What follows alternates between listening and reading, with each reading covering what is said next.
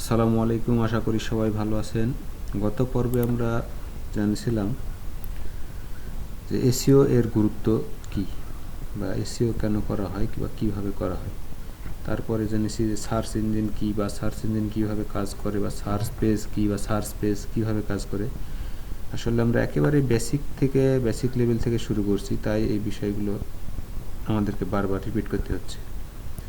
আমাদের এই ভিডিওগুলো যদি আপনারা দেখেন, একেবারে এক থেকে শুরু করে সিরিয়াল অনুযায়ী দেখেন, তো এই বিষয়গুলো ভালোভাবে বুঝতে পারেন।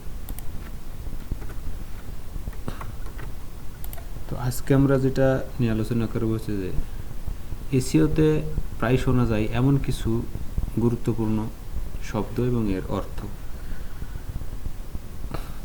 তো চলুন আমরা দেখে আসি শুরুতেই যে বিষয়গুলো।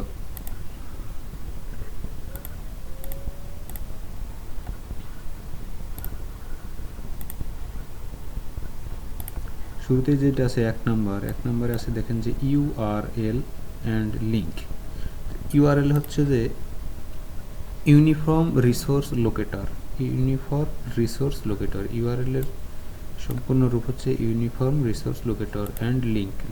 ইউআরএল আর লিঙ্ক এর ভিতরে তেমন কোনো তফাৎ নাই, শুধু ব্যবহারগত একটু পার্থক্য দেখা যায়। যেমন আমি যদি এখানে একটা ভিজিট করি, রাজশাহী ইউনিভার্সিটি নামে একটা ওয়েবসাইটে আমি ভিজিট করলাম। এখানে দেখা যাচ্ছে যে দেখেন এই যে অ্যাড্রেস বার, এই অ্যাড্রেস বারে যে শব্দটুকু দেখতে পাচ্ছি আমরা, এটা হচ্ছে একটা ইউআরএল। এই ওয়েবসাইটের ইউআরএলটা হচ্ছে এটা। এখন এখানে আছে যে www.ru.ac.bt, এটা হচ্ছে একটা ইউআরএল। এখন আমরা যদি অন্য একটা পেজে যাই, যেমন আমরা এই পেজে যদি যাই, তাহলে এই পেজের ইউআরএল হচ্ছে এটা। তো আমরা যখন যেই পেজ যাব সেই পেজের ইউআরএলটাই এখানে শো করবে। আর লিঙ্কের বিষয়টা হচ্ছে যে লিঙ্ক সাধারণত দেখেন যে এখানে আমরা আসছি যে রাজশাহী বিশ্ববিদ্যালয়ের নবনিযুক্ত কোষাধ্যক্ষের যোগদান। তারপরে এইখানে দেখেন যে এতটুকু পড়ার পরে লেখা আছে রিড মোর। এই যে এই রিড মোর, এটা হচ্ছে লিঙ্ক শব্দের হচ্ছে জুড়ে দেয়া। এখন কথা হচ্ছে আমি এতটুকু তো লিখে রাখছি, এটা হচ্ছে আমার পেজের ইউআরএল, কিন্তু এই লেখাটুকুতে আমার সম্পূর্ণ আর্টিকেলটা আসে নাই। তো আমি আরেকটা লিঙ্ক জুড়ে দিতে চাচ্ছি, যেই লিঙ্কে গেলে আমাদের পুরো আর্টিকেলটা পাওয়া যাবে, সেটা হচ্ছে লিঙ্ক। তো আমি এখন যদি এখানে ক্লিক করি, দেখেন এখানে একটা লিঙ্ক জুড়ে দিয়েছিল, আমাকে অন্য একটা পেজে নিয়ে আসলো। অন্য একটা পেজে যখন নিয়ে আসলো তখন এটা হলো একটা ইউআরএল, আর এখানে যখন ছিল তখন ছিল এটা একটা লিঙ্ক। তো আশা করি বুঝতে পারছেন ইউআরএল আর লিঙ্কের মধ্যে পার্থক্যটা। তো তারপরে কি আছে দুই নম্বর হচ্ছে ভিজিটর বলতে আমি এখন রাজশাহী ইউনিভার্সিটির ওয়েবসাইটে ভিজিট করছি, বা এখানে আমার তথ্য খুঁজে পেতে আসছি, এটাই হচ্ছে একজন ভিজিটর। আপনি বা আমি যে কেউ যখনই যে কোনো জায়গাতেই ভিজিট করি না কেন, আমরা তখন সেখানকার ভিজিটর। আচ্ছা, তারপরে কি আছে, তারপরে আছে কিওয়ার্ড।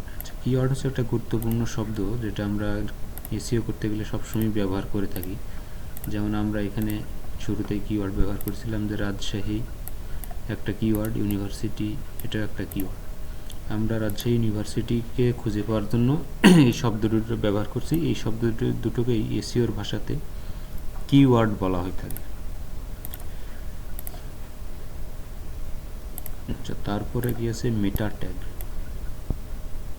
আচ্ছা, মেটা ট্যাগ এই সকল বিষয় নিয়ে আমরা বিস্তারিত আলোচনা করব।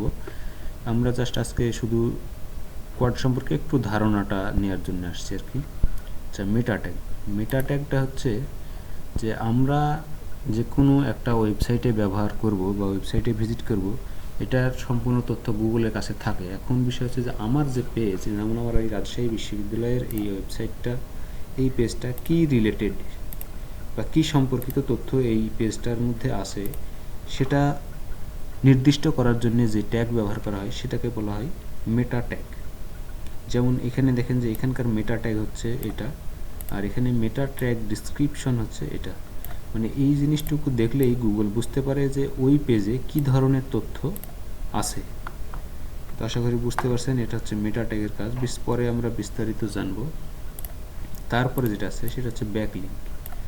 ব্যাকলিঙ্ক হচ্ছে সরাসরি এসইও না করে আমাদের বা সরাসরি আমাদের ওয়েবসাইটের ভিতরে কোনো কাজ না করে বাইরে থেকে যে ভিজিটরগুলো সাধারণত এসে থাকে এটাকে বলা হয় ব্যাকলিঙ্ক। মানে আমাদের যেমন এটা একটা রাজশাহী বিশ্ববিদ্যালয়ের ওয়েবসাইট, এখন কথা হচ্ছে আমি এই ওয়েবসাইটটার লিঙ্ক যেখানে আরও বিশ্ববিদ্যালয় আছে যেমন ঢাকা বিশ্ববিদ্যালয় বা অক্সফোর্ড বিশ্ববিদ্যালয়ে গিয়ে আমি যদি আমার লিঙ্কটা শেয়ার করে আসি তখন সেটা হচ্ছে ব্যাকলিঙ্ক। ব্যাকলিঙ্কটা কীভাবে হয় যে আমার যে ওয়েবসাইট, যেমন আমার রাজশাহী ইউনিভার্সিটি একটা ওয়েবসাইট, এখন আমি এটা কোথায় ব্যাকলিঙ্কে যাব, আমি যখন ব্যাকলিঙ্ক করতে যাব তখন আমাকে ইউনিভার্সিটি রিলেটেড কোনো একটা জায়গাতে গিয়ে আমার এই ওয়েবসাইটের লিঙ্কটা শেয়ার করে আসাই হচ্ছে ব্যাকলিঙ্ক। এটা নিয়েও আমরা পরে বিস্তারিত আলোচনা করব। তারপর হচ্ছে পেজ র্যাঙ্ক। পেজ র্যাঙ্ক হচ্ছে একটা গুগলের নাম্বারিং সিস্টেম।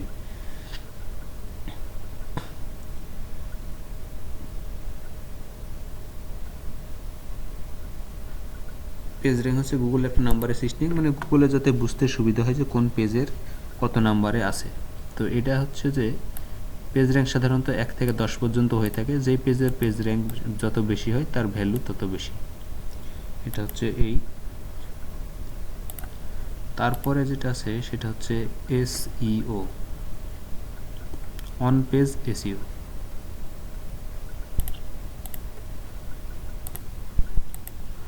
অন পেজ এসইওটা হচ্ছে যে সরাসরি ওয়েবসাইটের অ্যাডমিন বা ওয়েবসাইটে ভিতরে ঢুকে যে এসইওটা করা হয় সেটা হচ্ছে অন পেজ এসইও। এই অন পেজ এসইও সাধারণত অ্যাডমিন ছাড়া অন্য বাইরের কেউ আর করতে পারবে না। মানে আমি ওই ওয়েবসাইটের ভিতরে ঢুকে ওয়েবসাইটের যাবতীয় তথ্যাদি পরিবর্তন সাজানো গোছানো সব কিছুই করাটা হচ্ছে অন পেজ এসইও। তারপরে কি আছে, তারপরে হচ্ছে of page SEO. Of page SEO সাধারণত অন পেজের বাইরে, মানে আমাদের ওয়েবসাইটের ব্যাকএন্ড থেকে যে এসইওটা করা হয় সেটা হচ্ছে of page SEO. Of page SEO করতে হলে ওয়েবসাইটের অ্যাডমিনকে প্রয়োজন হয় না বা ওয়েবসাইট অ্যাক্সেসের প্রয়োজন হয় না। সাধারণত ওয়েবসাইটের বাইরে থেকে যে এসইও করা হয় সেটা হচ্ছে অফ পেজ এসইও। তারপর হচ্ছে হোয়াইট হ্যাট। হোয়াইট হ্যাট হচ্ছে গুগলের কিছু টার্মস অ্যান্ড কন্ডিশন আছে যেগুলো গুগল আমাদেরকে নির্দেশ করে দিয়েছে যে যখন তোমরা এসইও করতে যাবে তখন আমাদের এই রুলসগুলো ফলো করে এসইও করবে। তো এই রুলস রেগুলেশনগুলো ফলো করে যারা এসইও করে সেটা হচ্ছে হোয়াইট হ্যাট এসইও। মানে কোনো দুর্নীতি বা জালিয়াতির মাধ্যমে এসইও না করে যেটা করা হয় সেটা হচ্ছে হোয়াইট হ্যাট। তারপর হচ্ছে ব্ল্যাক হ্যাট। ব্ল্যাক হ্যাট মানে সরাসরি অবৈধ উপায় অবলম্বন করে যে এসইওটা করা হয় সেটা হচ্ছে ব্ল্যাক হ্যাট এসইও। তো আমরা মোটামুটি জানলাম যে এসইওতে ব্যবহার করা হয় এরকম কয়েকটা কিওয়ার্ড, এরকম আরও অনেক কিওয়ার্ডের সাথে আমরা আস্তে আস্তে পরিচিত হব। তো সবচেয়ে বেশি ব্যবহৃত যে কিওয়ার্ডগুলো সেগুলো সম্পর্কে আমরা ধারণাটা নিলাম আর কি, যেহেতু আমরা বেসিক লেভেল থেকে শুরু করছি। আস্তে আস্তে এই সবগুলো নিয়েই বিস্তারিত আমরা জানবো এবং বিস্তারিত কাজগুলো আমরা আস্তে আস্তে শিখব। তো সে পর্যন্ত এতক্ষণ আমাদের সাথে থাকার জন্য ধন্যবাদ। আগামী পর্বে দেখার আমন্ত্রণ জানিয়ে আজকের মতো এখানেই শেষ করছি। ধন্যবাদ।